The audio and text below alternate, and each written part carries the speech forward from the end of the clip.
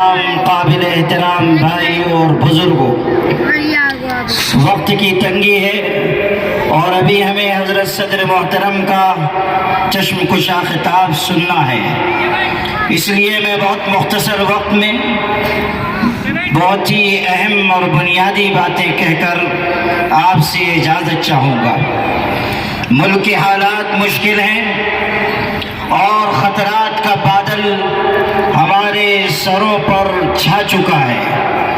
وقف قانون کی شکل میں ہم پر جو آفت مسلط کی گئی ہے وہ دستور مخالف بھی ہے، مذہب مخالف بھی ہے، ملک میں اضطراب اور بے چینی پیدا کرنے والی چیز بھی ہے، لیکن اس حقیقت کو سمجھ لیجئے کہ رات چاہے جتنی اندھیری کیوں نہ ہو، صبح کا آفتاب روشن طلوع ہو کر رہتا ہے۔ اس لیے آج جو ظلم کی بدلیاں ہم پر چھائی ہیں، وقت آئے گا کہ یہ بدلیاں چھٹ جائیں گی اور انصاف کا سورج طلوع ہو کر رہے گا انشاءاللہ۔ سلطنت عثمانیہ کے آخری خلیفہ سلطان عبدالحمید خان کے خلاف سازشیں ہوئی، غیروں نے یلغار کی، اپنوں نے بے وفائی کی اور ان کو اور ان کی سلطنت کو چاروں طرف سے گھیر لیا گیا۔ اس وقت دشمنوں کے نمائندے نے ان سے کہا تھا کہ سلطان آپ ضد چھوڑ دیجئے، اس لیے کہ آپ اور آپ کی سلطنت پوری طرح گھر چکی ہے اور آپ کی سلطنت کی وہی حالت ہے جو 32 دانتوں میں گھری ہوئی زبان کی ہوتی ہے۔ اس لیے آپ شکست تسلیم کر لیجئے اور ہتھیار ڈال دیجئے۔ اس غیرت مند خلیفہ نے یہ غیر معمولی ایمان سے لبریز جواب دیا تھا کہ میں جانتا ہوں کہ حالات ناسازگار ہو چکے ہیں اور میری سلطنت کی وہی حالت ہے جو 32 دانتوں میں گھری ہوئی زبان کی ہوتی ہے، مگر سن لو، قانون قدرت یہ ہے کہ 32 کے 32 دانت گر جاتے ہیں، زبان سلامت رہتی ہے۔ نعرہ تکبیر، نعرہ تکبیر۔ یہی بات آج ہم کہہ رہے ہیں کہ ظالم اور ظلم و ستم کی راہ پر آگے بڑھنے والے ہمیشہ باقی رہنے والے نہیں ہیں۔ ہم محبت کا پیغام عام کریں، اپنے برادران وطن کو ساتھ لیں، انصاف پسند بھائیوں کو ساتھ لے کر ہم قانونی اور عملی جد و جہد کا راستہ اختیار کریں، کامیابی انشاءاللہ قدم چومے گی۔ ہم یہ بھی بتا دینا چاہتے ہیں کہ ہم اس سرکار کے غلام نہیں ہیں جو دہلی میں بیٹھی ہوئی ہے، ہم اس سرکار کے غلام ہیں جو گنبد خضرا کے سائے میں مدینہ منورہ میں آرام فرمائیں، اور ہم انہی کی ہدایات و ارشادات و فرامین کے مطابق آگے بڑھتے رہیں گے اور مومنانہ شان کے ساتھ آگے بڑھیں گے۔ اقبال نے کہا تھا، ہر لحظہ مومن کی نئی آن نئی شان، کردار میں گفتار میں اللہ کی برہان، جگر لالا میں جس سے ٹھنڈک ہو وہ شبنم، دریاؤں کے دل دہل جائیں جس سے وہ طوفان، یہ ہے مسلمان۔ میرے بھائیو، آل انڈیا مسلم پرسنل لا بورڈ اس ملک کے تمام مسلمانوں کا سب سے بڑا متحدہ اور مشترکہ پلیٹ فارم ہے۔ آج اس کی دعوت پر آپ اتنی بڑی تعداد میں جمع ہوئے ہیں، آپ یہاں ہزاروں کی تعداد میں ہیں اور باہر بھی سڑکوں پر ہزاروں کا مجمع اپنے قائدین کی گفتگو سن رہا ہے، اور کل بھی ہماری بہنوں نے جس غیرت ایمانی کا مظاہرہ کیا وہ اس شہر کی تاریخ میں ہمیشہ یاد رکھا جائے گا۔ یہ جم غفیر بھی اور کل کا مجمع بھی حکومت کو یہ پیغام دے رہا ہے کہ آپ نوشتہ تقدیر پڑھ لیجئے اور جلد از جلد قانون کو واپس لے لیجئے، اسی میں خیر اور بھلائی ہے، آپ کے لیے بھی، ملک کے لیے بھی اور اس ملت کے لیے بھی۔ میرے بھائیوں، اسی کے ساتھ ساتھ میں یہ اعلان بھی کرنا چاہتا ہوں کہ کل 30 اپریل کو بتی گل کی تحریک کا اعلان کیا گیا ہے۔ رات 9 بجے سے 9:15 بجے تک بتی بجھانی ہے، لائٹ آف کرنی ہے اور اظہار ناراضگی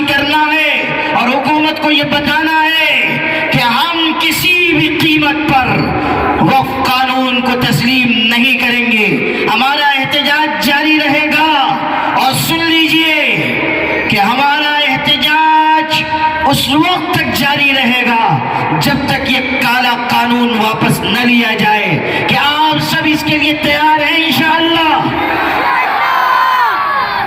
آپ کے اس جذبے اور غیرت ایمانی کو خراج عقیدت پیش کرتے ہوئے میں آل انڈیا مسلم پرسنل لا بورڈ کے صدر محترم حضرت مولانا خالد سیف اللہ رحمانی صاحب کا، اکابرین بورڈ کا اور تمام ارکان بورڈ ریاست مہاراشٹر کا شکر گزار ہوں جو یہاں تشریف لائے.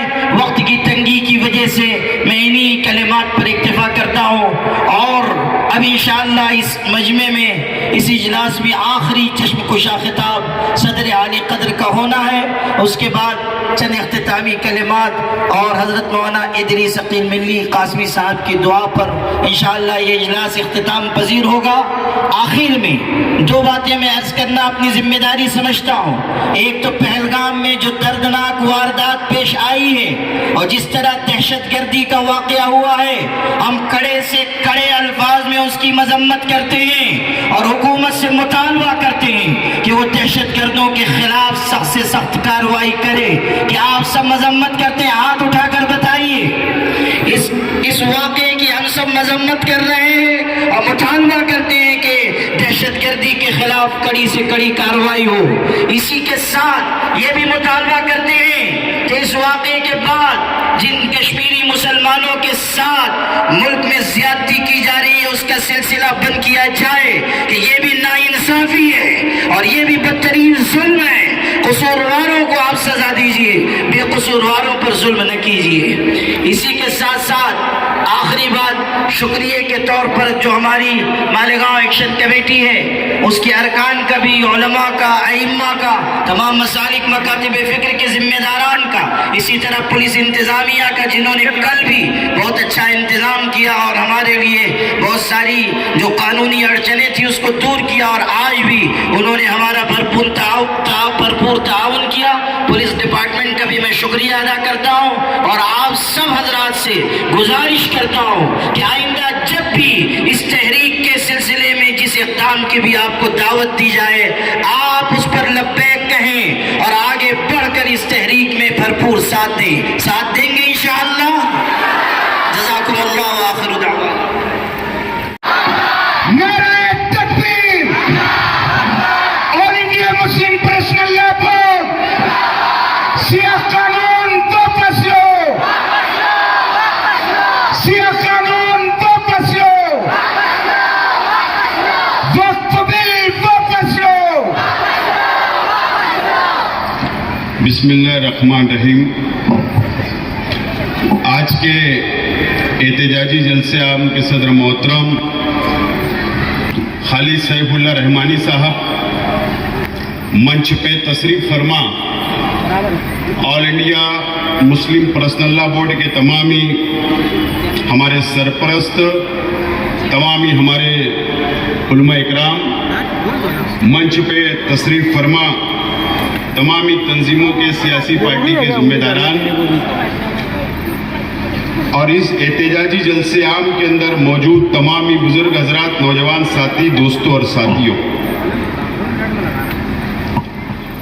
سب سے پہلے میں آل انڈیا مسلم پرسنل لا بورڈ کے ذمہ داران کا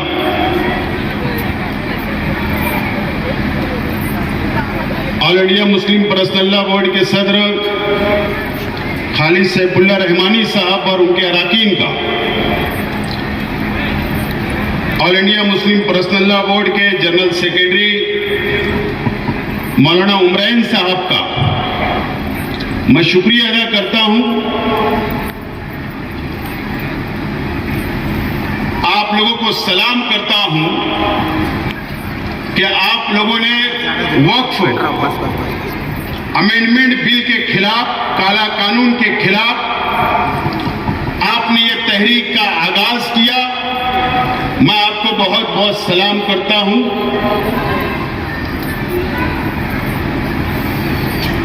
اور یقیناً اس ملک کی جو مرکزی حکومت ہے اور ان کا جو ذہن ہے 2014 سے لے کر آج تک مسلمانوں کے خلاف الگ الگ کالے قانون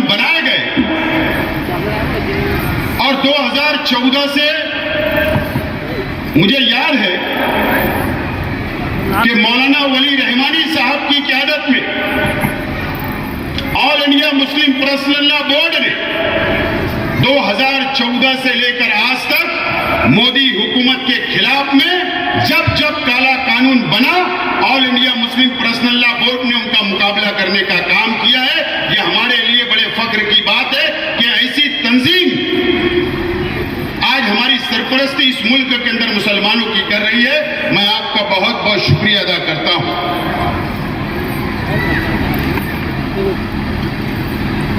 वक्फ बोर्ड के ऊपर हमारे उलमा हमको हमारी सरपरस्ती करेंगे। काला कानून बन गया, सुप्रीम कोर्ट के अंदर मामला है, सुप्रीम कोर्ट के अंदर क्या फैसला होता है आज हम नहीं बोल सकते,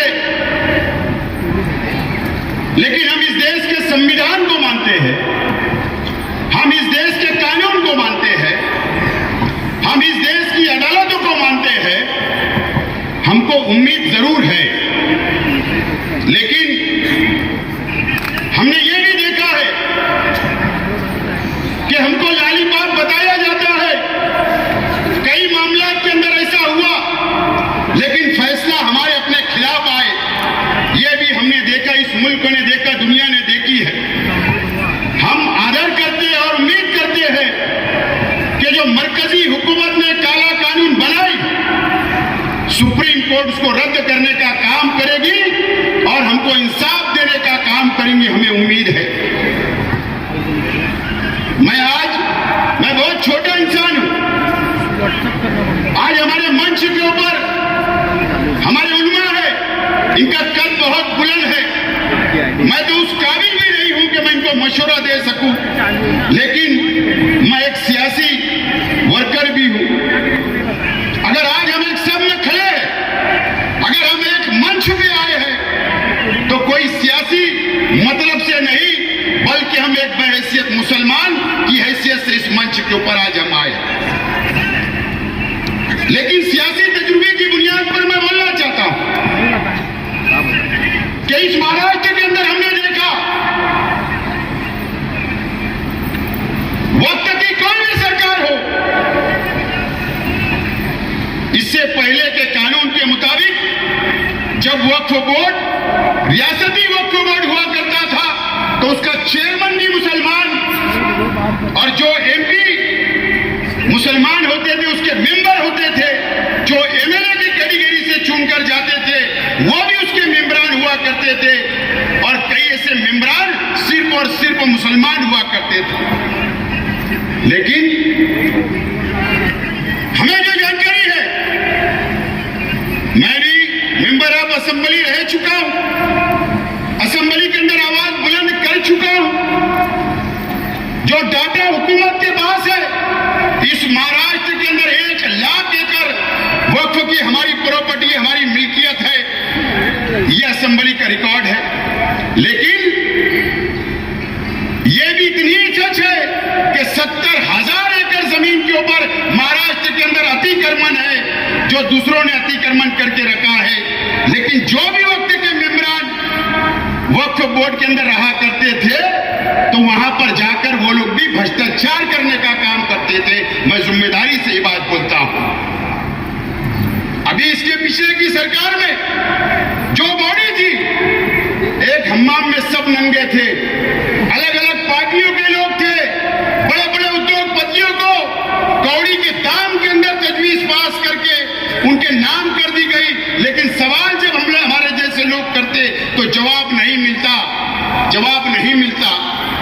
मैं आज all India Muslim personal law board के जिम्मेदारान से मैं अपील करना चाहता हूं कि आप एक ऐसी कमेटी बनाइए जो महाराष्ट्र के अंदर भी हो, हर रियासत के अंदर हो, और इसका डाटा आप निकालिए कि कहां पर क्या क्या हुआ है, भ्रष्टाचार कितनी हमारी जमीनें हैं, कितने केसेस चल रहे हैं, क्रिमिनल में कितने केसेस है, वक्फ बोर्ड में कितने केसेस पहले माहिती अधिकार के जरिए निकालकर वो डाटा आप संभाल के रखिए और उसके ऊपर एक मजबूत लाएमल तैयार करने की आज जरूरत है। मैं 1 मिनट लूंगा।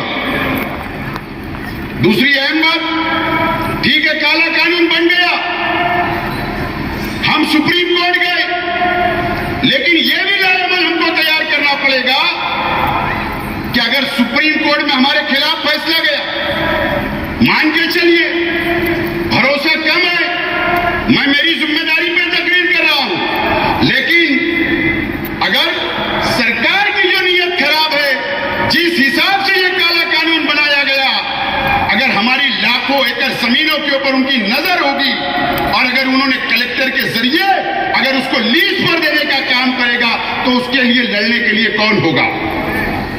आप हर डिस्ट्रिक्ट में, हर शहरों में ऐसी कमेटी बनाए कि उसके ऊपर नजर रखे, और अगर कलेक्टर के पास कोई एप्लीकेशन देती है हुकूमत, तो उसका मुकाबला करने के लिए भी लाएमल हमको जरूरी है।